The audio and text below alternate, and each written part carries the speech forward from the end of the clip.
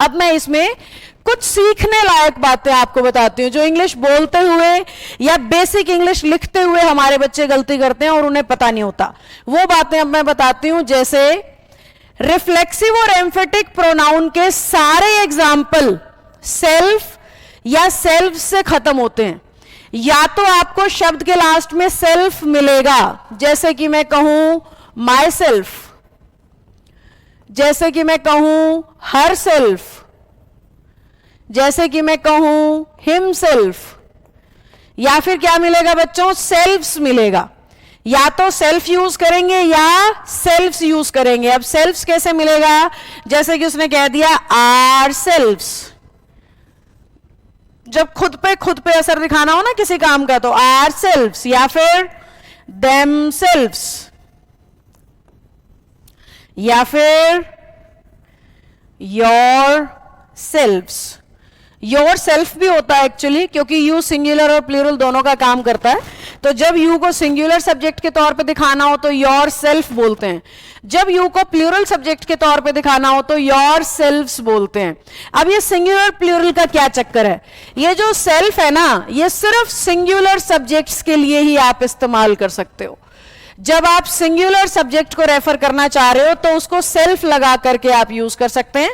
अगर आप उसे प्लूरल फॉर्म में यूज करना चाह रहे हैं तो आप उसे सेल्फ्स लगा के यूज कर सकते हैं। देखो मेरी बात पे ध्यान दो, आए था तो मैंने सेल्फ लगाया है, ही था शी था तो भी मैंने सेल्फ लगा के उन्हें कन्वर्ट किया है। क्यों, क्योंकि ही शी आई इट ये सिंगुलर हैं, तो जब सिंगुलर का रिफ्लेक्शन दिखाना हो तो सेल्फ लगाते हैं, अगर प्लूरल का दिखाना हो तो सेल्फ्स लगाते हैं। यानी अगर आपने वी का रिफ्लेक्शन दिखाना है तो आर सेल्फ्स बोलोगे, दे का रिफ्लेक्शन दिखाना है तो देम सेल्फ्स बोलोगे।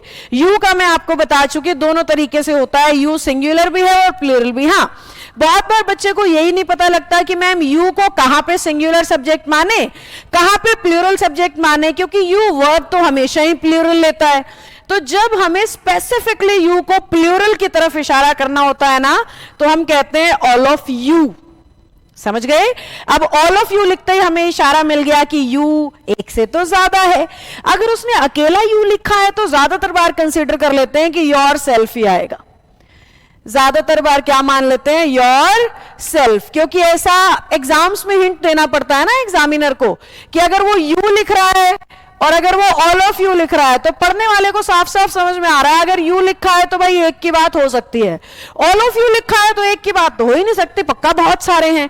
तो ऑल ऑफ यू के केस में ऑब्वियसली अगर हम रिफ्लेक्शन देंगे तो क्या देंगे, योर सेल्फ्स, और अगर यू के केस में कहेंगे तो योर सेल्फ। तो निचोड़ की बात क्या है, सेल्फ को वहां इस्तेमाल करिए जहां सब्जेक्ट सिंगुलर, और सेल्फ्स को वहां इस्तेमाल करिए जहां सब्जेक्ट प्लूरल। जैसे मैं कहूंगी I myself take all my classes, I myself, ना कि माई सेल्फ्स।